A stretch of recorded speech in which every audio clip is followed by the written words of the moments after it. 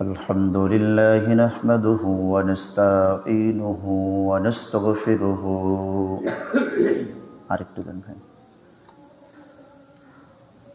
ونستغفره ونؤمن به ونتوكل عليه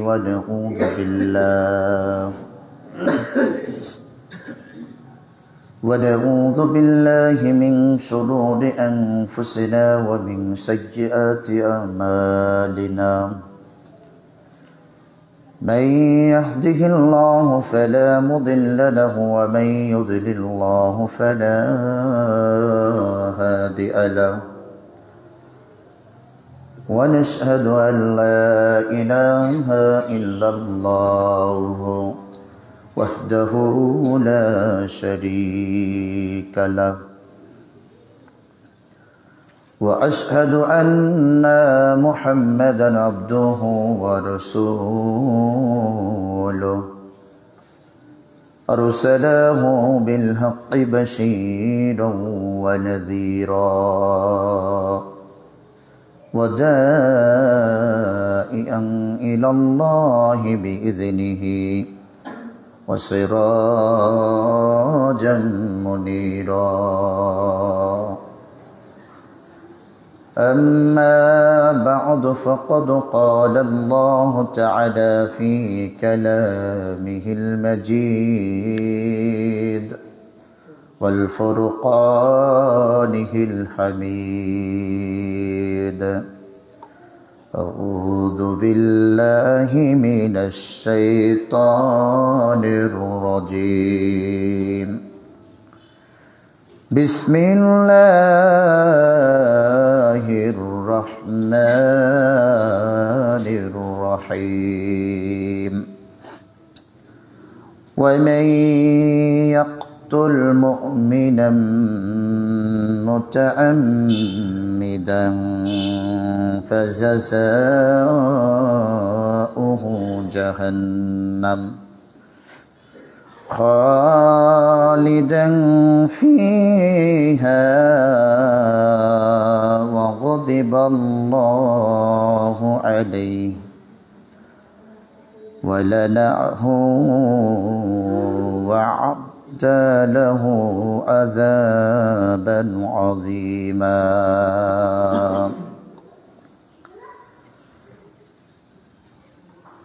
وقال سبحانه وتعالى أعوذ بالله من الشيطان الرجيم بسم الله الرحمن الرحيم يا أيها الذين آمنوا صلوا عليه وسلموا تسليما وقال سبحانه وتعالى أعوذ بالله من الشيطان الرجيم بسم الله الرحمن الرحيم يا أيها الذين آمنوا اتقوا الله حق تقاته ولا تموتن إلا وأنتم مسلمون حركمت لك أزغزا بحق بوات نستمع من كافر مطلق بوات حركمت لك أزغزا بحق بوات نستمع من كافر مطلق بوات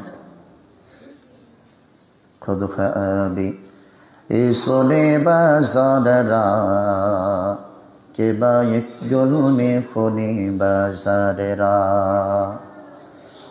خذ خابي إيصلي بازارا كبا يخجل ميخوني بازارا مرداي صد سالرا هاي ميكونات Ibazu zahagu de gadi kai mikonat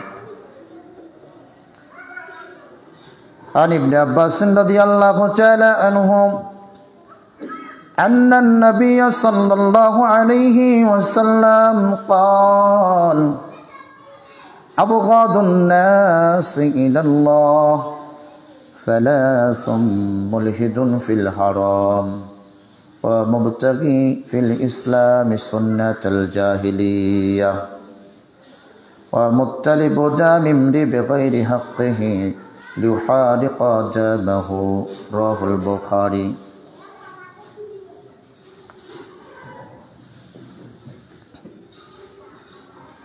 وعن أبي هريرة رضي الله تعالى عنه قال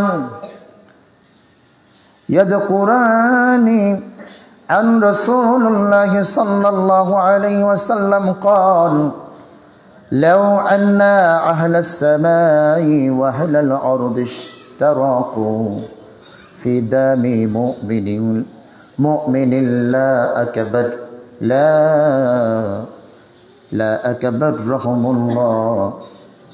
لا أكبهم الله في النار رواه الترمذي.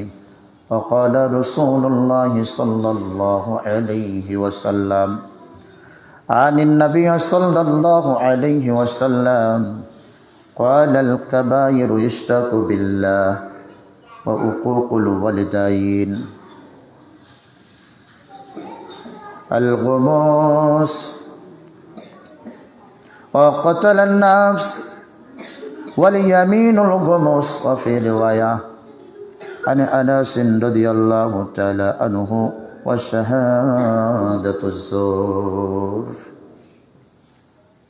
وقال رسول الله صلى الله عليه وسلم قال اجتنبوا السبع الموبقات.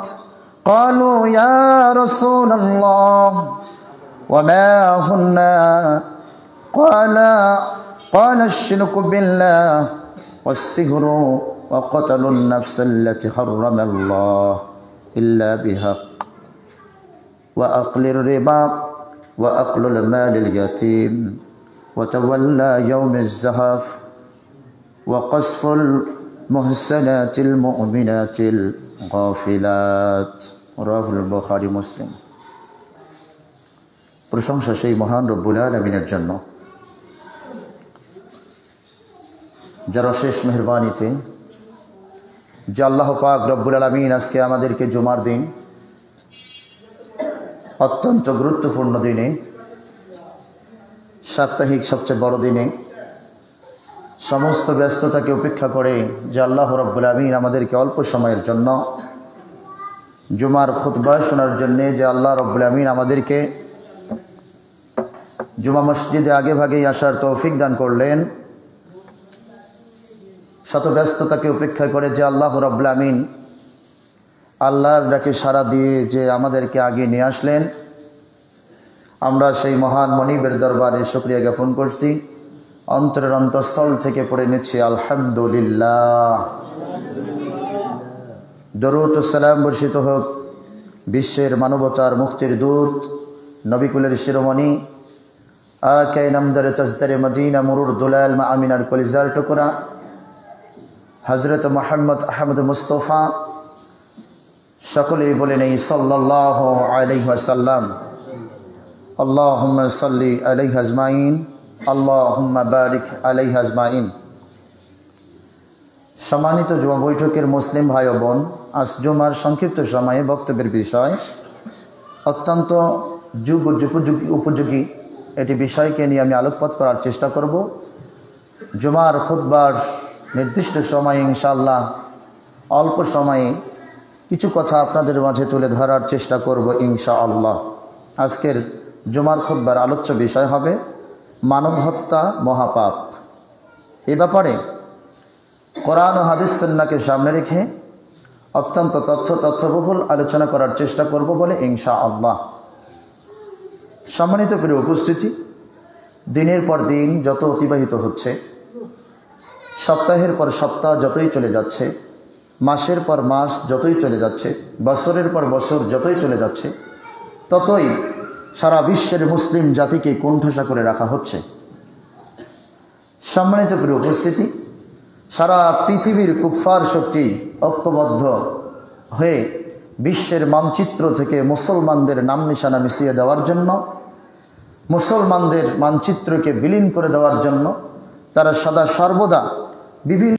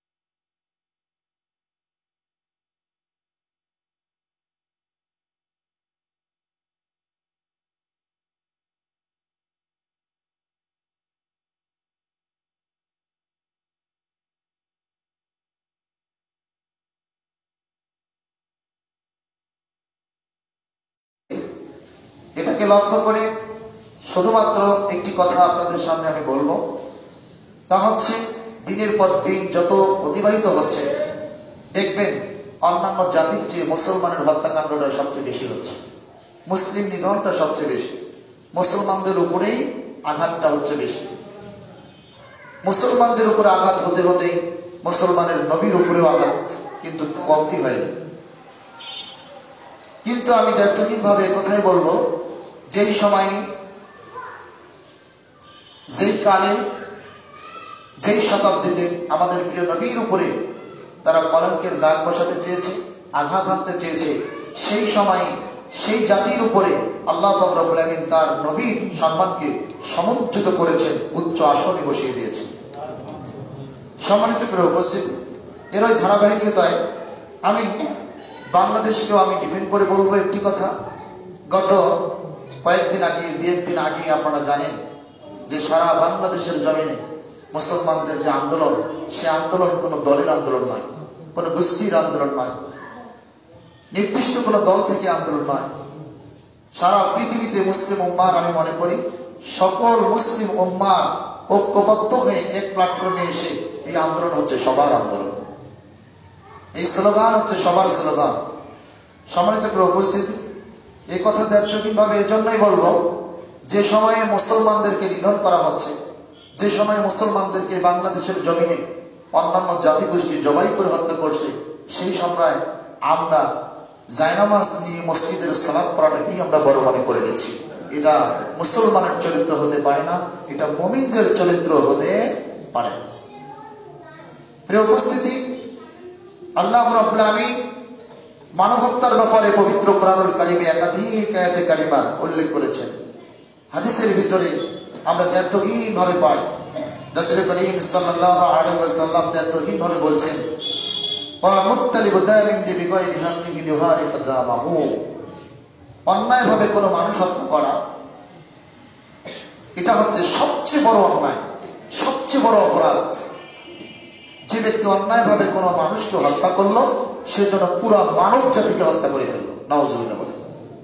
কিন্তু এটা আমরা দেখেছি মুসলমানদের ভিতর থেকে হত্যাকাণ্ড যত আমরা দেখেছি, ইহুদি খ্রিস্টান কুচক্রী কালাচক্র মুসলমানদের উপরে অ্যাটাক করে, তার চেয়ে বেশি আমরা দেখেছি।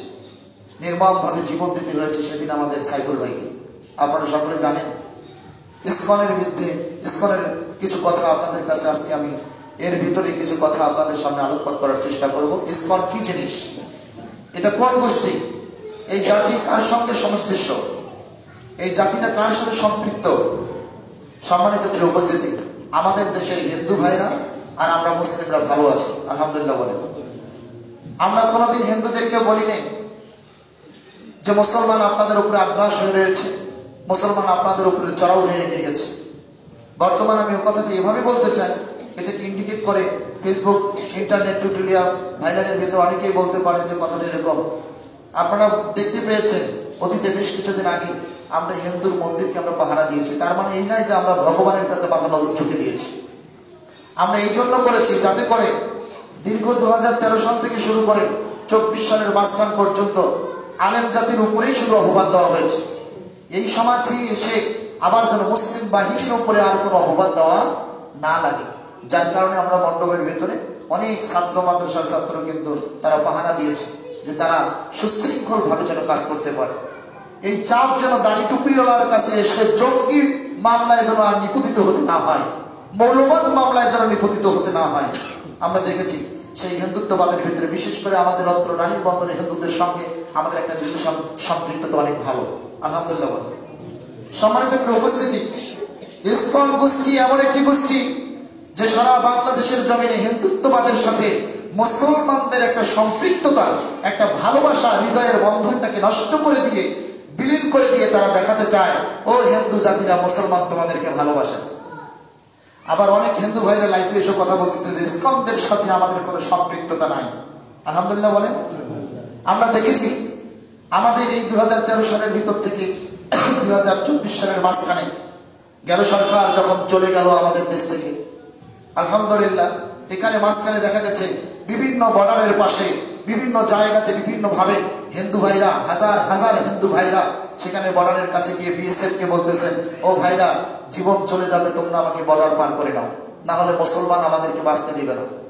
মুসলমান আমাদেরকে মানে আমাদের ঘরবাড়িগুলোকে বুলডোজার দিয়ে অর্থাৎ মেরে আমাদের ঘরবাড়িগুলোকে আগুন জ্বালিয়ে দিচ্ছে। না ভাই, এখানে ওই কুচক্রী কাজ করেছে যে আমরা মনে করি ভারতের র বাহিনী একত্রিত হয়ে ইসকনদের সঙ্গে সম্পৃক্ততা করে এই হিন্দুদের সঙ্গে মুসলমানদের একটা ভারসাম্য নষ্ট করে দিয়ে মুসলমানদের উপর অপবাদ চালাতে চায়। এটা হচ্ছে মূল কারণ।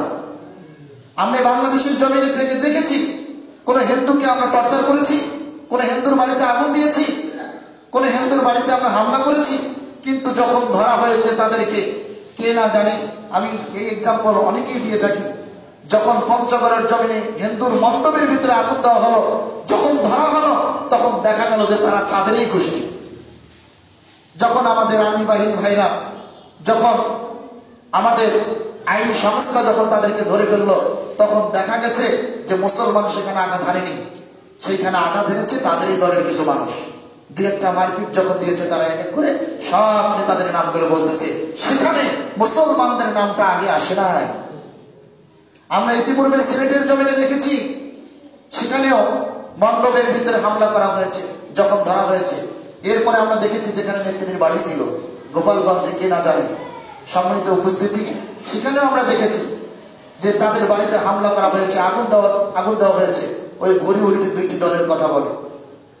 বিগত সরকার তার দলীয় দুষ্কর্মা কাজ করে আগুনটাকে চলে গেছে, আর এক মৌলবী মনীষীরা আগুনটাকে চলে গেছে। এই কথা ঠিক নয়।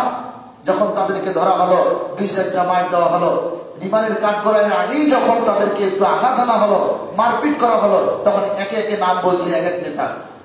এই নেতার ভিতরে কোন মুসলমানদের সম্পৃক্ত ছিল না। এরকম ভাবে আমাদের বাংলাদেশে ইসকনদের পক্ষে থাকা কিছু র বাহিনীর নেতাকর্মীরা বাংলাদেশ থেকে মুসলমানদের সঙ্গে হিন্দুত্ব ভালোবাসা নষ্ট করে দিয়ে ভারতের সঙ্গে একটা আগ্রাস করে তোলার জন্য এরকম কাজগুলো করতেছে। সম্মানিত উপস্থিতি, এই কথাই আমি বলি যে আমাদের দেশের হিন্দুরা আছে মুসলমানদের কাছে আমানত। আলহামদুলিল্লাহ বলেন। বিশ্বনবী মুহাম্মদুর রাসূলুল্লাহ সাল্লাল্লাহু আলাইহি ওয়াসাল্লাম মক্কাতুল মুকাররমা ত্যাগ করে যখন মদিনার রাষ্ট্রে চলে গেলেন, সেই সময় রাসূল সাল্লাল্লাহু আলাইহি ওয়াসাল্লাম তাদেরকে গিয়ে আমানত মনে করেছিলেন, তোমাদের কোনো ভয় নাই, শোনো একটি কথা তোমাদেরকে বলি, এই দেশে যদি তোমরা থাকতে চাও তবে জিজিয়া দিয়ে থাকো, কর দিয়ে থাকো, এই কর দিয়ে যেন মদিনার রাষ্ট্রকে আমরা সুন্দর করে তুলতে পারি। আলহামদুলিল্লাহ বলেন। এই দেশে যেমন মুসলমানদেরও কিছু কাজ আছে, মুসলমানরাও কিছু কাজের জন্য এগিয়ে এসেছে, রোডঘাট, রাস্তা, কলেজ, ভার্সিটি, ইউনিভার্সিটি হিন্দু ভাইরাও কাজ করেছে। সম্মানিত প্রিয় উপস্থিতি, কিন্তু তাদের সঙ্গে আমাদের রিলেশন নষ্ট করে দেওয়ার জন্য এক ধরনের কুচক্রী বাহিনী, ইসকনদের পক্ষে থাকা র বাহিনী আমরা সেদিন দেখতে পেয়েছি। যখন সরকার চলে গেছে, হাঙ্গামা যখন শেষ হয়ে গেছে, আমরা তখন দেখেছি বিমানবন্দর, এয়ারপোর্টের ভেতরে পোশাক খুলে দিয়ে তারা দৌড়াচ্ছে। এই চক্রান্ত ভারতের চক্রান্ত। এই চক্রান্ত হচ্ছে দিল্লি সম্মানিত প্রিয় উপস্থিতি, এই চক্রান্তকে কখনো আমরা ভুলতে পারি না। আমরা দেখেছি যখন র বাহিনীদেরকে 2-1 ধরে আমাদের সেনাবাহিনী ভাইরা বন্দী করে রেখেছে, তাদের প্রমাণ পাওয়া যাচ্ছে যে তারা কোনো না কোনো গোষ্ঠীর পক্ষ থেকে কাজ করতেছে।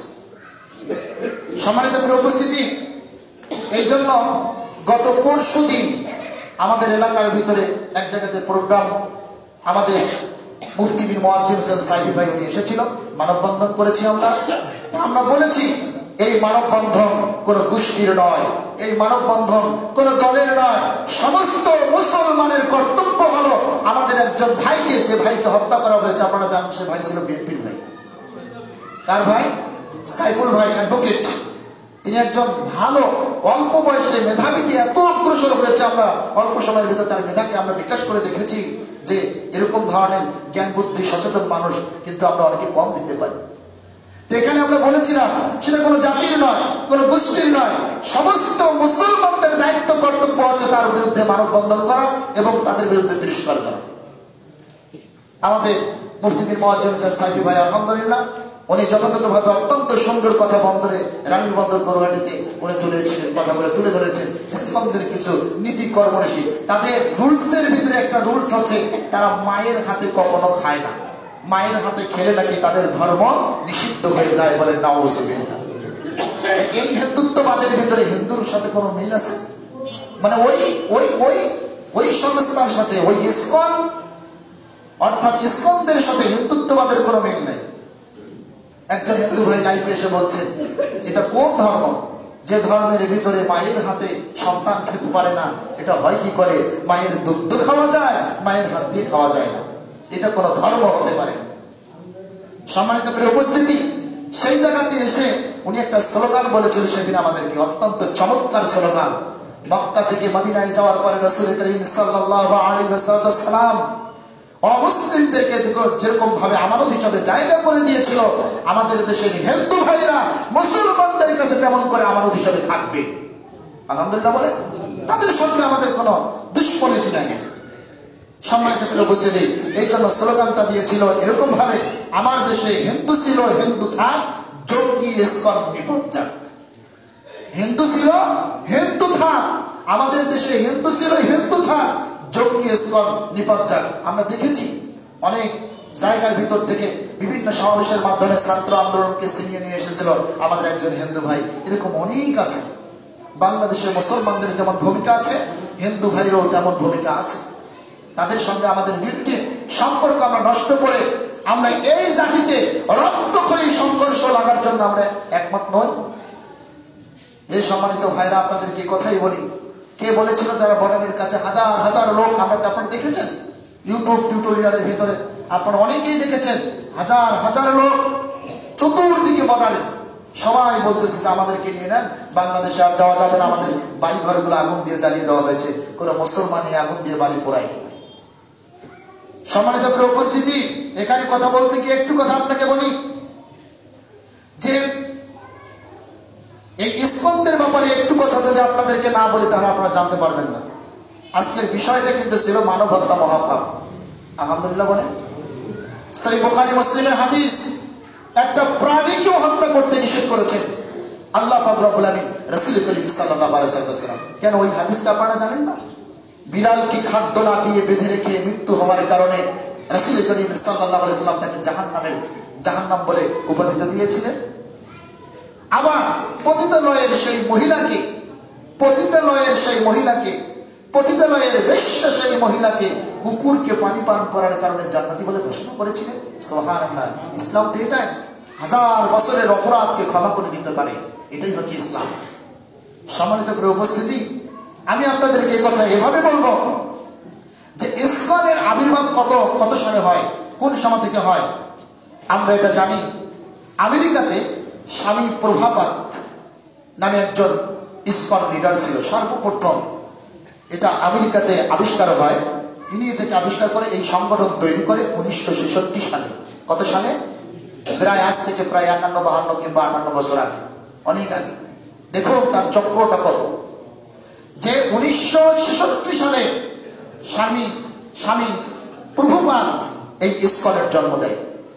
তাদের আমরা দেখেছি বাংলাদেশে একটি বইয়ের ভিতরে বাংলাদেশ প্রাক্তন রয়ের লেখা একটা বই, সে বইটা হচ্ছে রয়ের পাতায় প্রাক্তন গোয়েন্দাদের আবির্ভূত, এরকম বা অভিমত, রয়ের পাতায় প্রাক্তন গোয়েন্দার অভিমত।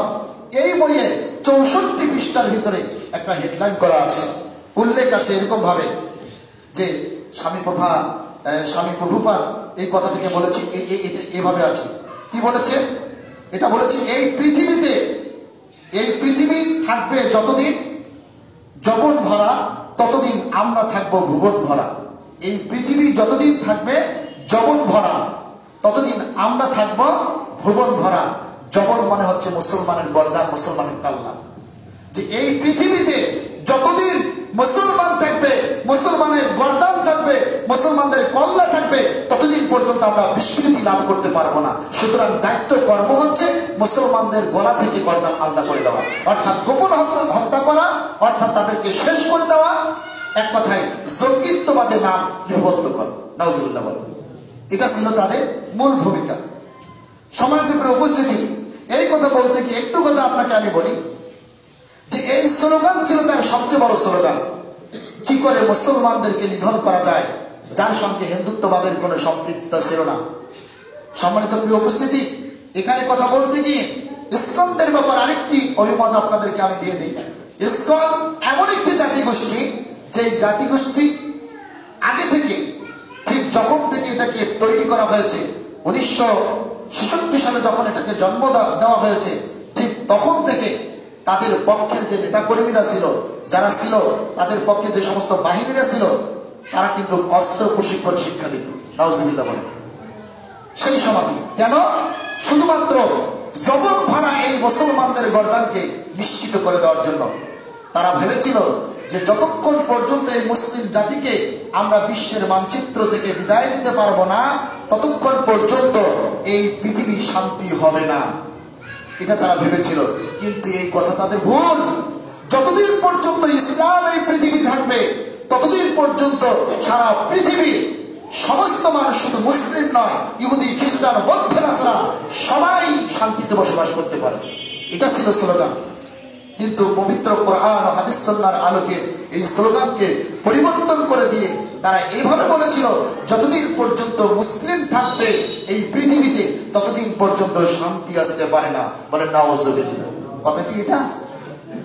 আল্লাহ রাব্বুল আমিন পবিত্র কোরআনুল কারীমের ভিতরে সূরা আল ইমরান দেন তো কিভাবে আল্লাহ রাব্বুল আমিন তুলে ধরেছেন, ইন্নাদ দীনা ইনদাল্লাহিল ইসলাম। এই পৃথিবীতে একটি মাত্র ধর্ম, একটি মাত্র জীবন বিধান, একটি মাত্র পথ, একটি মাত্র রাস্তা, সেটা হচ্ছে ইসলাম। ইসলাম হচ্ছে মনোনীত ধর্ম, সব থেকে শ্রেষ্ঠ ধর্ম হচ্ছে ইসলাম। ইসলামের উপর আর কোনো ধর্ম হতে পারে না, বলেছেন আমাদের প্রভু আল্লাহ রাব্বুল আলামিন। সুবহানাল্লাহ বলেন। আল্লাহ বলেছেন। এরপরে পবিত্র কোরআনুল কারীম সূরা ইমরানের ভিতরে বলেছেন, ওয়ামান ইয়াবতাগি গায়রাল ইসলামি দীনাও ফালান ইয়াকবালা মিন।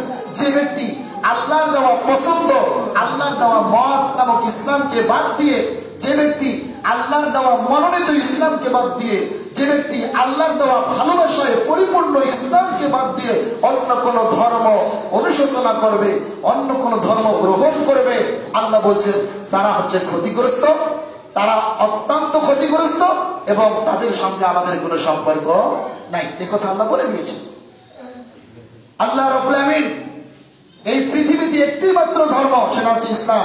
ইসলামকে আল্লাহ যে নিজে পছন্দ করেছেন, তার বাস্তব দৃষ্টান্ত আল্লাহ সূরা মাইদার ভিতরে দিয়ে দিয়েছেন। সুবহানাল্লাহ বলেন। আল্লাহুম্মা আকমালতু লাকুম দীনাকুম ওয়া আতমামতু আলাইকুম নি'মাতি ওয়া রাদিতু লাকুমুল ইসলাম দীনা। আজ আমি তোমাদের জন্য এই ইসলামকে কমপ্লিট করে দিয়ে দিলাম। সুবহানাল্লাহ বলেন। তোমাদের কোন ধর্মের কাছ থেকে, কোন গোষ্ঠীর কাছ থেকে, কোন জাতির কাছ থেকে ধার নেওয়া লাগবে না কোনো কথা। জীবন বিধান চলার জন্য কোন জায়গা থেকে তোমাদেরকে কর্জ নেওয়া লাগবে না। আমি দুইটা বডি দিয়ে দিলাম, একটা হচ্ছে কোরআন সুন্নাহ আর একটা হচ্ছে হাদিস। এই দুইটাকে আমি কভার করে দিলাম, যার নাম দিলাম আমি কোরআনুল কারীম, কোরআনুল মাজিদ আমি নাম দিলাম। যদি এইটাকে আঁকড়ে ধরে থাকতে পারো, জীবনে কোনোদিন তোমরা পথ হারা হয়ে যাবে না। আমি বিশ্বাস করি আল্লাহ রাব্বুল আলামিন তোমরা যদি এই পথের উপরে, এই মতের উপরে, এই ইসলামের উপরে, এই কোরআনের উপরে অটল থাকো, এই হাদিস সুন্নাহর উপরে অটল থাকো, তাহলে জান্নাতের পথে চলে তোমরা জান্নাতে প্রবেশ করবে।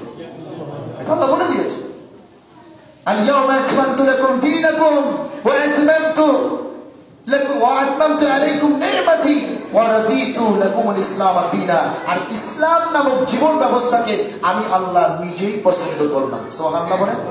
তাহলে ইসলাম জাতি যদি বলে এই পৃথিবীতে ইসলাম হচ্ছে বর্বর ধর্ম, ইসলাম হচ্ছে একেবারে জঙ্গিবাদ ধর্ম, ইসলাম হচ্ছে মৌলবাদ ধর্ম, যদি এরকম ভাবে তারা সাব্যস্ত করে, আমরা এটাকে কখনো গ্রান্টেড করব না। কারণ ইসলাম কখনো জঙ্গিবাদ হতে পারে না, কারণ তার বাস্তব দৃষ্টান্ত হচ্ছে সেই বুখারী মুসলিমের হাদিস। একজন মহিলা একটা বিড়ালকে বেঁধে রাখার কারণে, ওইভাবে বিড়াল মারা যাওয়ার কারণে জাহান্নামের ফয়সালা দিয়েছেন আল্লাহ। সেই ইসলামের ভিতরে, সেই ধর্মের ভিতরে, সেই নিয়ম নীতির ভিতরে একটা প্রাণী হত্যা করার কারণে জাহান্নামের ফয়সালা দেয়, সেই জাতিগোষ্ঠীর ধর্মের ভিতরে মানুষ হত্যা করা কি করে বৈধ হয়? সম্মানিত প্রিয় উপস্থিতি, এই জন্য ইসলামদের কাছ থেকে আমাদেরকে এখান থেকে সরিয়ে আসতে হবে। আর আমাদের ব্যর্থহীন স্লোগান হতে হবে এই বাংলাদেশের জমিন থেকে, আপনারা আহলে কোরআনকে, যারা আহলে কোরআন আছে তাদেরকে আপনারা কাফের বলে ফতোয়া দেন। আহলে কোরআন যারা আছে তাদেরকে ইসলাম থেকে বহিষ্কার করে দেন। যারা ইসকন নামে সংগঠন নিয়ে মাঠে নেমেছে, ইসকনকে চিরদিনের জন্য আপনারা বিদায় দিয়ে দেন। অনেক দেশ রয়েছে, সম্মানিত প্রিয় উপস্থিতি, এই পৃথিবীতে অনেক দেশের ভিতরে ইসকনকে অনেক দেশের ভিতরে বাতিল করা হয়েছে তাদের কর্মনীতির উপরে, তাদের কর্মের উপরে। গত সেদিন তো আপনারা দেখেছেন, অথচ গতকাল অর্থাৎ গতকালের ঘটনা, আবার একজন ছাত্রকে নির্মমভাবে তারা দূর থেকে গুলি মেরে, অস্ত্র দিয়ে গুলি মেরে, এরপর হাতের মধ্যে দিয়ে দা কুড়াল দিয়ে তাকে একটু চোটা মেরেছিল। আমি জানি না ভাইয়ের অবস্থা কেমন, আমরা দোয়া করি আল্লাহ তুমি তাকে সুস্থ রাখো। আল্লাহ মাফ। যে সাইফুল ভাই, অ্যাডভোকেট ভাই আমাদের চলে গেছে, আমরা তার জন্য দোয়া করি। আল্লাহ, তার 3 বছরের একটা বাচ্চা বাবার জন্য অপেক্ষায় রয়েছে। আমরা ফেসবুক ইন্টারনেটের ভিতরে দেখলাম বাবা সুন্দর করে চুমা খাচ্ছে তার সন্তানকে, অর্থাৎ এই ছোট্ট বাচ্চাটা মাকে বলছে আব্বু এখনো আসতেছে না কেন? চিন্তা করে দেখছেন? সম্মানিত প্রিয় উপস্থিতি, তাদের কর্মনীতি গুলো হচ্ছে এরকম ধরনের। তাদের কর্মনীতির সঙ্গে আমাদের কোনো সম্পর্ক নেই, হিন্দুত্ববাদের কোনো সম্পর্ক নেই। তবে আমরা বলতে চাই ভারতীয় সেই মোদির সম্পর্ক আছে, র বাহিনীর সঙ্গে যুক্ত হয়ে করে বাংলাদেশের জমিনে পাঠিয়ে দিয়েছে। ইসকনদের সঙ্গে তার হাত রয়েছে। কি রয়েছে? হাত রয়েছে। আমি ব্যর্থহীনভাবে বলে দিতে চাই, লাইফে যতদূর পর্যন্ত আমাদের আলোচনা যাবে, আমরা যথেষ্ট পরিমাণ চেষ্টা করব আমাদের দেশের হিন্দু ভাইকে আমরা ইসকন থেকে বিরত করাবো ইনশাআল্লাহ। তাদের সঙ্গে আমাদের কোনো দুশ্মনতা নেই। সম্মানিত প্রিয় উপস্থিতি, এখানে আরেকটি কথা আপনাদেরকে আমি বলি যে ইসলাম হচ্ছে শান্তির ধর্ম। সুবহানাল্লাহ বলে। এই পৃথিবীতে অন্য কোনো ধর্ম, অন্য কোনো মত, অন্য কোনো পন্থা, এই পন্থায় কখনো মানুষ শান্তিতে ফিরে আসতে পারে না, কখনো সম্ভব হতে পারে না। শুধুমাত্র ইসলামের ভিতর দিয়ে সারা পৃথিবীর মানুষ যেন একটা ছোট্ট পিপিলিকা পর্যন্ত শান্তিতে বসবাস করতে পারে। সুবহানাল্লাহ বলে। সম্মানিত প্রিয় উপস্থিতি, আল্লাহ রাব্বুল আলামিন পবিত্র কোরআনুল কারীম সূরা আন-নিসা, মানব হত্যা যে মহাপাপ, এই আয়াতের ভিতরে ইন্ডিকেট করে আল্লাহ পাক রব্বুল আলামিন একটু কথা বলেছেন। এটি হাদিসের একটা বাক্যকে শুধুমাত্র একটু অর্থ করে আমি সামনের দিক অগ্রসর হওয়ার চেষ্টা করব। সম্মানিত প্রিয় উপস্থিতি, রাসূল করিম সাল্লাল্লাহু আলাইহি ওয়াসাল্লাম তার একজন সাহাবী ব্যর্থহীনভাবে হাদিসটিকে বর্ণনা করেন, আব্দুল্লাহ ইবনে ওমর রাদিয়াল্লাহু তাআলা আনহু। তিনি বলেন, আনিন নবী সাল্লাল্লাহু আলাইহি ওয়াসাল্লাম, নবী করিম সাল্লাল্লাহু আলাইহি ওয়াসাল্লাম বলেছেন, ক্বালাল কাবাইরু আশরাকু বিল্লাহ, এই পৃথিবীতে পাপের জগতে সবথেকে বড় পাপ, সবথেকে মারাত্মক পাপ হচ্ছে শিরক। এরপরে বলেছেন ওয়াকুকুল ওয়ালিদাইন, এবং পিতামাতার অবাধ্য হওয়া এই পৃথিবীতে হচ্ছে সবচেয়ে বড় পাপ। 3 নম্বর হিসেবে বলেছেন ওয়া কতালুন নাফস, অন্যায়ভাবে কোন মানুষকে হত্যা করা হচ্ছে এই পৃথিবীতে জঘন্যতম বড় পাপ। নাউজুবিল্লাহ বলে। দুটি পাপের কথা বলেছেন, একটা হচ্ছে শিরক, একটা হচ্ছে পিতামাতার অবাধ্যতা, আর একটা হচ্ছে ওয়াকাতুলুন নাফস, অন্যায়ভাবে মানুষ হত্যা করা। এখানে বলে নাই অন্যায়ভাবে মুসলিম হত্যা করা, এখানে ইহুদি, খ্রিস্টান, বৌদ্ধ, নাছারা কোন জাতি যে কোনো জাতিতে, যে কোনো ধর্মে, যে কোনো নীতিতে, যে কোনো ধর্মের ভিতরে যে কোনো মানুষকে হত্যা করা হচ্ছে সবচেয়ে বড় মহাপাপ। নাউজুবিল্লাহ বলেন। হিন্দু জাতির ভিতরে হিন্দু হত্যা করবে, খ্রিস্টান জাতির ভিতরে খ্রিস্টানকে হত্যা করবে, এটাও হচ্ছে বড় অপরাধ।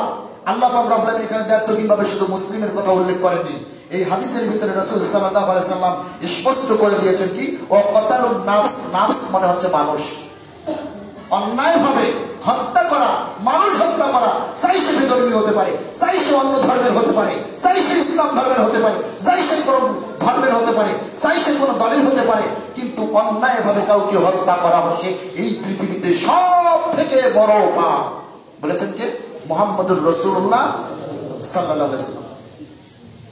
আল্লাহ রাব্বুল আলামিন বলেন পবিত্র কোরআনুল কারীমের ভিতরে সূরাতুন নিসা 7 নম্বর সূরার ভিতরে আল্লাহ রাব্বুল আলামিন 93 নম্বর আয়াতে কারিমা ইন্ডিকেট করে সুন্দর করে বললেন, ওয়া মান ইয়াকতুল মুমিনান মুতাআম্মিদান ফাজাযাউহু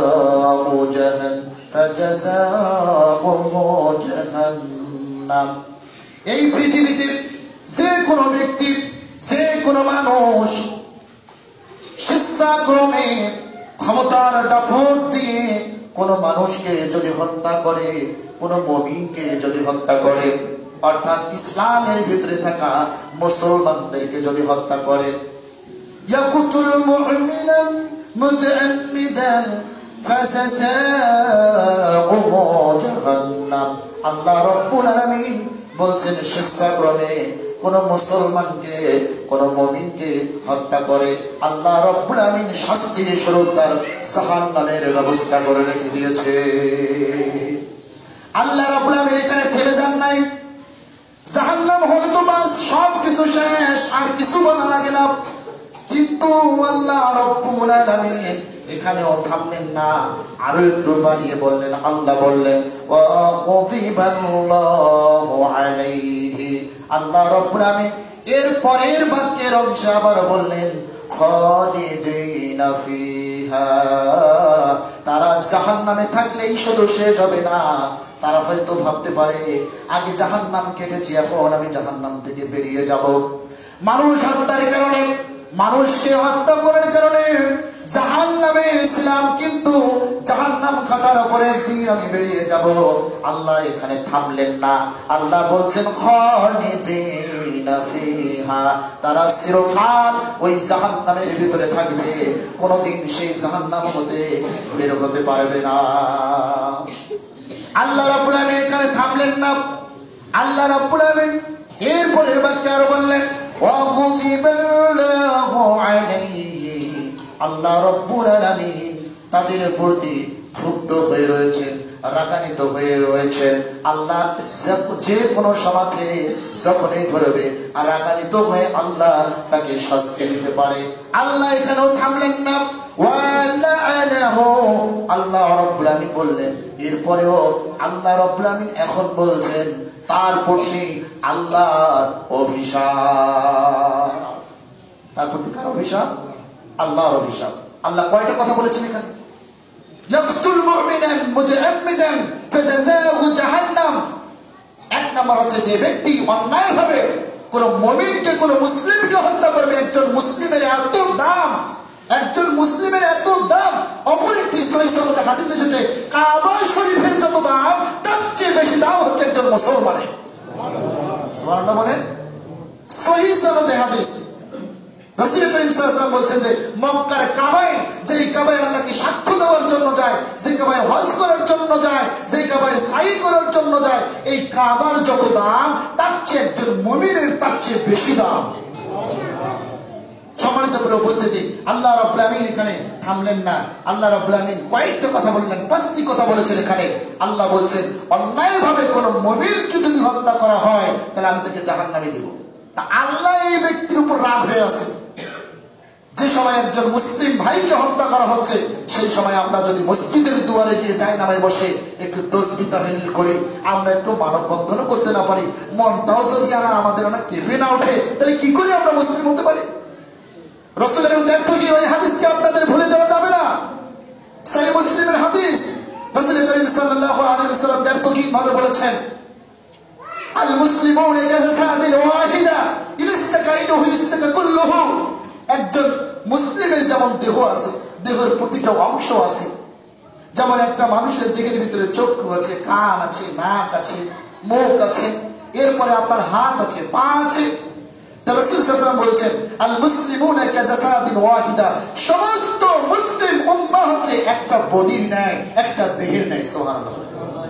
ইস্তাকাইনুহু ইস্তাকা কুল্লুহু, যখন কোন বডির ভিতর থেকে ইস্তাকাইনুহু, একটা বডির ভিতর থেকে একটা চক্ষু অসুস্থ হলে যেমন গোটা বডি অসুস্থ হয়ে জর্জরিত হয়ে যায়, যখন একটা কান অসুস্থ হলে যেমন, কান ব্যথা করলে যেমন সারা শরীর ব্যথায় জর্জরিত হয়ে যায়, পৃথিবীর কোন মনের কোন জায়গাতে আঘাত হবে ভাবতে হবে এটা আমার শরীরের কোন একটা জায়গা থেকে একটা অংশ আমার দুর্বল হয়ে গেছে, ব্যথায় জর্জরিত হয়ে গেছে, এটাও যদি করতে না পারি তাহলে কি ভাই আমরা মুসলিম? এই আর্তনাদ, এই দুঃখ প্রকাশ, এই শোক প্রকাশটাও যদি আমরা করতে না পারি তাহলে কেমন মুসলমান আমরা? রাসূল করিম সাল্লাল্লাহু আলাইহি ওয়াসাল্লাম ব্যর্থহীনভাবে বলেছেন এই কথা। আল্লাহ রাব্বুল আমিন এই আয়াতের ভিতরে 5টি কথা বলেছেন। তিনি বলছেন যে ইয়াকতুল মুমিনান মুতাআম্মিদান ফাজাযাহু জাহান্নাম, আমি তাদেরকে জাহান্নামে পাঠিয়ে দেব যারা অন্যায়ভাবে এই মুসলিম জাতির ভিতরে, ইসলামের ভিতরে একজন মুমিনকে হত্যা করে। শুনে রাখো, আমি কিন্তু তাদেরকে ছেড়ে দিব না, আমি তাকে ছাড় দিয়েছি কিন্তু একদম ছেড়ে দেই নাই। যখন ধরবো খাপলা করে ধরে আমি জাহান্নাম দিয়ে দিব। জাহান্নামে কতদিন থাকবে? খালিদিনা ফিহা, চিরকাল তারা জাহান্নামের ভিতরে থাকবে। 3 নাম্বার, ওয়া গুযিবাল্লাহ, আর আমি আল্লাহ তার উপরে কঠিন রাগ হয়ে রয়েছি, কঠিন রাগান্বিত হয়েছি। এরপরে বলছেন ওয়া লাআনাহু, এবং আমি আল্লাহ তার প্রতি অভিশাপ দিলাম। আর একেবারে শেষ কথা আল্লাহ বললেন ওয়া আজ্জালাহু, আল্লাহ ওয়াদা করে বলতেছেন এই কথা যে আযাবান আযীমা, এবং সবচেয়ে বড় যন্ত্রণাদায়ক শাস্তি আমি তাকে নির্পতিত করব। নাউজুবিল্লাহ। বলেন অন্যায়ভাবে মানুষ হত্যা করে। সম্মানিত প্রিয় উপস্থিতি, ইবনে আব্বাস রাদিয়াল্লাহু তাআলা আনহুর এই হাদিসটা, যে হাদিসটা কিছুক্ষণ আগে আপনাদেরকে আমি বললাম, সহিহ বুখারী মিশকাতুল মাসাবির ভিতরে 142 নম্বর হাদিস। আলহামদুলিল্লাহ। বলেন রাসূল সাল্লাল্লাহু আলাইহি ওয়াসাল্লাম তার চাচা ইবনে আব্বাস রাদিয়াল্লাহু তাআলা আনহু হাদিস বর্ণনা করলেন, আন্নান নবী সাল্লাল্লাহু আলাইহি ওয়াসাল্লাম, রাসূল সাল্লাল্লাহু আলাইহি ওয়াসাল্লাম বলেছেন, কল, তিনি বলেন, আবগাদুন নাস ইলাল্লাহি সালাতা, 3 শ্রেণীর মানুষের প্রতি আল্লাহ রাব্বুল আলামিন কঠিন রাগ হয়ে রয়েছে। কয় শ্রেণী? 3 শ্রেণীর মানুষের প্রতি আল্লাহ রাব্বুল আলামিন, আসমানের মালিক, জমিনের মালিক, আপনার আমার মালিক আল্লাহ রাব্বুল আলামিন কঠিন রাগ হয়ে রয়েছে। 1 নাম্বার হচ্ছে মুলহিদুন ফিল হারাম, যে ব্যক্তি মক্কাতুল মুকাররমায় নিষিদ্ধ কাজ করে, অন্যায় কাজ করে, এই ব্যক্তির উপরে আল্লাহ ভীষণ রাগ হয়ে রয়েছেন। 2 নাম্বার হলো ওয়া মুবতাদি ফিল ইসলামি সুন্নাতুল জাহিলিয়া, সেই ব্যক্তি, যেই জাতির গোষ্ঠী, সেই জাতিতে, সেই গোষ্ঠীর মধ্যে ওই ইসলামিক কর্মকাণ্ড বুলন্দ করবে, ওই ইসলামিক কর্মকাণ্ড প্রচলিত করবে, এই ব্যক্তির প্রতি আল্লাহ রাব্বুল আলামিন ভীষণ রাগ হয়ে রয়েছেন। নাম্বার 3 হলো ওয়া মুত্তালিবু তামিমরি বেগাইরি হাক্কিহি ইউহালিক দামাহু, যে ব্যক্তি অন্যায়ভাবে কোন মানুষকে হত্যা করে, অন্যায়ভাবে কোন মানুষকে যে ব্যক্তি হত্যা করে, চাই সে মুসলমান হোক, চাই সে ইহুদি হোক, চাই সে খ্রিস্টান হোক, চাই সে অন্য ধর্মের হোক, যে যাই হোক না কেন, এই হাদিসের ভিতরে ইন্ডিকেট করে মুমিন মুসলমানের কথা বলা হয় নাই। রাসূল করিম সাল্লাল্লাহু আলাইহি ওয়াসাল্লাম বললেন ওয়া মুত্তালিবু তামিমরি বিগাইরি হাক্কিহি ইউহালিক দামাহু, অন্যায়ভাবে সেই জাতি, যে গোষ্ঠী কোন মানুষকে হত্যা করবে, আমি ওই ব্যক্তির উপরে রাগান্বিত হয়ে রয়েছি।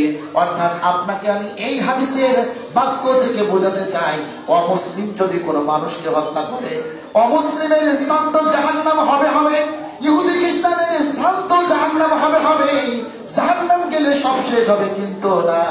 যে ব্যক্তি ইহুদি খ্রিস্টান থাকার পরেও এই জমিন থেকে বিদায় নিয়ে চলে যাবে, জাহান্নামের বাসিন্দা হবে, জাহান্নাম যাওয়াটাই তার জন্য শুধু শেষ নয়, ওই ব্যক্তিকেও আল্লাহ আযাবান আযীমা, সব থেকে বড় শাস্তিতে তাকে নিপতিত করবে।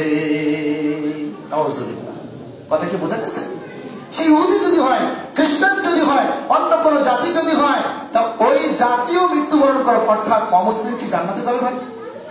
আমরা কোথায় কোথায় একটি কথা আমরা বলে ফেলি যে আমাদের দেশে কিছু মানুষ আছে, হিন্দু ভাইদেরকে একটা কথা বলি যে হিন্দু ভাইরা তাদের সঙ্গে আমাদের কোনো সম্পৃক্ততা নষ্ট নাই, এ কথা ঠিক, কিন্তু তারা তো ইসলাম গ্রহণ করেনি। করেছে কি? ইসলাম গ্রহণ করতে হবে, কালিমা শাহাদাত দিয়ে আশহাদু আল্লা ইলাহা ইল্লাল্লাহ ওয়া আশহাদু আন্না মুহাম্মাদান আবদুহু ওয়া রাসূলুহু। আর দ্বিতীয় কাজটাই হচ্ছে আল্লাহু আকবার বলে মাথা ঝুঁকে দেওয়া, অর্থাৎ নামাজ পড়া, সালাত পড়া, সুবহানাল্লাহ। তারা তো সালাত আদায় করেনি। তাহলে যারা সালাত আদায় করে না তাদের স্থান কোথায়? জাহান্নাম হবে। ধরে নিলাম কোন ইহুদি যদি জাহান্নামে যায়, জাহান্নামে যাবেই তো যাবেই, জাহান্নামে যাওয়াটাই তার জন্য শেষ নয়। জাহান্নামে যাওয়ার পরেও ওই জাতির ভিতরে আল্লাহ সব থেকে বেশি কষ্টদায়ক দেবেন যে ব্যক্তি ওই জাতির ভিতরে করে মানুষকে হত্যা করবে। নাউজুবিল্লাহ বলে। আর আল্লাহ পাক রব্বুল আমিন এমনি তো বললে হতো যে তুমি জাহান্নামে চলে গেছো, এক কথাই শেষ না। জাহান্নামে যাওয়ার পরেও শাস্তির তীব্রতা আরো ব্যাপক হারে আল্লাহ বাড়িয়ে দেবেন। সম্মানিত প্রিয় উপস্থিতি, অত্র হাদিস থেকে আমরা এটা বুঝতে পারি। আরেকটি হাদিসের মান থেকে আমরা বুঝতে পারি রাসূল করিম সাল্লাল্লাহু আলাইহি ওয়াসাল্লাম দায়িত্বহীন ভাবে বলছেন, নবী সাল্লাল্লাহু আলাইহি ওয়াসাল্লাম বলছেন, আবু হুরায়রা রাদিয়াল্লাহু তাআলা আনহু থেকে বর্ণিত, তিনি বলেন আন নবী সাল্লাল্লাহু আলাইহি ওয়াসাল্লাম, নবী করিম সাল্লাল্লাহু আলাইহি ওয়াসাল্লাম বলছেন, قال তিনি বলেন, ইসতানিবুল সাবআল মাউবিকাত, ও জাতিরা তোমরা শোনো, 7টি ধ্বংসাত্মক বিষয় থেকে তোমরা বেঁচে থাকো। সুবহানাল্লাহ বলেন। কয়টি বিষয় থেকে? 7টি বিষয় থেকে তোমরা বেঁচে থাকো, এবং তোমরাই শুধু বেঁচে থাকো না, জাতিকেও তোমরা বাঁচাও। সুবহানাল্লাহ বলেন। নবী সাল্লাল্লাহু আলাইহি সাল্লাম নাম্বার 1 বললেন, সাহাবাদের মাঝে যখন এই আলোচনা করছিলেন তখন সাহাবাগণ বলল, কুলু ইয়া রাসূলুল্লাহ, ইয়া আল্লাহর রাসূল, ওয়া মা হুন্না, সেই 7টি বিষয় কি আপনি আমাদেরকে বলুন। তখন নবী সাল্লাল্লাহু আলাইহি সাল্লাম বলছেন, 1 নাম্বার ক্বালা শিরকু বিল্লাহ, এক হচ্ছে আল্লাহর সঙ্গে অংশীদার স্থাপন করা। নাউজুবিল্লাহ বলেন। এক হচ্ছে আল্লাহর সঙ্গে কি করা? অংশীদার স্থাপন করা। নাম্বার 2 রাসূল সাল্লাল্লাহু আলাইহি ওয়াসাল্লাম বললেন, ওয়াসিহরু, জাদু টোনাকে বিশ্বাস করা। নাউজুবিল্লাহ বলেন। এরপরে বললেন, তৃতীয় নম্বরে স্টেজে নিয়ে আসলেন, তৃতীয় নম্বরে যাকে নিয়ে আসলেন সেই বিষয়টাকে নিয়ে আসলেন, ওয়াকাতালুন নাফস, অন্যায়ভাবে কোনো মানুষকে হত্যা করা, সে যাই কোনো জাতি হোক না কেন। নাউজুবিল্লাহ বলেন। 3 এরপরে রাসূল সাল্লাল্লাহু আলাইহি ওয়াসাল্লাম এরপরে বললেন, হারাম আল্লাহ, যা আল্লাহ হারাম করেছেন, অন্যায়ভাবে মানুষ হত্যাকে আল্লাহ পাক করেছেন, হারাম করেছেন। ও আকলুর রিবা, এরপরে রাসূল বললেন যে সুদ ভিত্তিক জীবন ব্যবস্থায় নিজের জীবনকে বাস্তবায়ন করো না, এটা নিষেধাজ্ঞা করেছেন। রাসূল সাল্লাল্লাহু আলাইহি ওয়াসাল্লাম বলছেন, যখন কোন গোষ্ঠী, যখন কোন জাতি সুদের সঙ্গে সম্পৃক্ত হয়ে যাবে, সুদের সঙ্গে অংশীদার স্থাপন করবে, সুদের সঙ্গে ভালোবাসা রিলেটিভ গড়ে তুলবে, সেই জাতি ধ্বংস হবেই। কে বলেছেন? মুহাম্মদুর রাসূলুল্লাহ সাল্লাল্লাহু আলাইহি ওয়াসাল্লাম। এরপরে রাসূল সাল্লাল্লাহু আলাইহি ওয়াসাল্লাম বলছেন, ওয়া আকলুল মালিল ইয়াতীম, ইতিমদের মাল আত্মসাৎ করে নেওয়া। বাবা মারা গেছে, মা মারা গেছে, আর কেউ নাই বেঁচে, এতিমের মাল সম্পদ আছে, অন্যায়ভাবে গ্রাস করে সেই এতিমের মাল আমরা কি করেছি? দখল করে একেবারে আমরা বিভিন্ন মানুষকে ধরে, পর্চা মানুষকে ধরে যতটুকু জায়গা জমি ছিল সব লিখে নিয়েছি, এখন এতিম বানিয়ে ফেলেছি। এরকম কি আমাদের দেশে নাই? অনেক আছে। এরপরে রাসূল করিম সাল্লাল্লাহু আলাইহি ওয়াসাল্লাম আরো দায়িত্বহীনভাবে আরেকটি কথা বলেছেন। তিনি বললেন, ওয়াল তাওয়াল্লা ইয়াউমাজ যাহাব, যুদ্ধের ময়দান থেকে, যুদ্ধ যখন চলছে, কাফের আর মুশরিকের লড়াই যখন চলছে, একেবারে ইসলামকে বুলন্দ করার জন্য, একেবারে ওই উচ্চ আসনে ওঠার জন্য যখন যুদ্ধ চলছে, সেই যুদ্ধের ময়দান থেকে পিঠ প্রদর্শন করে পালিয়ে আসা, সেই যুদ্ধের ময়দান থেকে পালিয়ে আসা, পিঠ প্রদর্শন করে, অর্থাৎ উল্টো দিকে দৌড় দেওয়া, পালিয়ে যাওয়া, এই 7টা ধ্বংসাত্মক জিনিস থেকে আমাদের প্রিয় নবী মুহাম্মদুর রাসূলুল্লাহ আমাদেরকে বাঁচতে বলেছেন। তিনি বলেছেন, আচ্ছা ইস্তানিবুস সাওয়াল মাউবিকাত, তোমরা 7টি জিনিস থেকে বেঁচে থাকো, 7টি ধ্বংসাত্মক বস্তু থেকে তোমরা বেঁচে থাকো। আমি যেটা বোঝাতে চাইলাম, এই 7টির ভিতরে যে বিষয়টা আমি উত্তরণ করবো সেটা হচ্ছে ওয়াকাতুলুন নাফস, তোমরা মানুষ হত্যা থেকে বেঁচে থাকো। সুবহানাল্লাহ বলেন। আল্লাহ পাক রব্বুল আমিন এই জাতিকে, এই গোষ্ঠীকে, এই সমাজকে মানুষ হত্যা থেকে বেঁচে থাকার তৌফিক দান করে সকলে আল্লাহ আমিন। আর আমরা যারা এখানে রয়েছি, আমি সকলকে অনুরোধ জ্ঞাপন করে বলবো যে ইসকনের কোন কর্মীর সঙ্গে আমাদের কোনো সম্পৃক্ততা থাকবে না। এবং এই আওয়াজ নেটের ভিতরে যতদূর পর্যন্ত যাবে, আমি কথাও বলবো, হিন্দু ভাইদের সঙ্গে ইসকনের কোনো সম্পৃক্ততা নাই, মুসলমানদের সঙ্গে হিন্দুর কোনো দুশ্মনী আর এখন নাই। আমরা চাই আল্লাহ পাক রব্বুল আমিন সুশৃঙ্খল ভাবে এই জাতিকে ইসলামের পথে চলার তৌফিক দান করুন। আল্লাহর পক্ষ থেকে আল্লাহ নুসরাত দিয়ে এই জাতিকে ইসলামের পথে চলার তৌফিক দান করে সকলে আল্লাহুম্মা আমিন। আরেকবার বলি আল্লাহুম্মা আমিন, আরেকবার বলি আল্লাহুম্মা আমিন।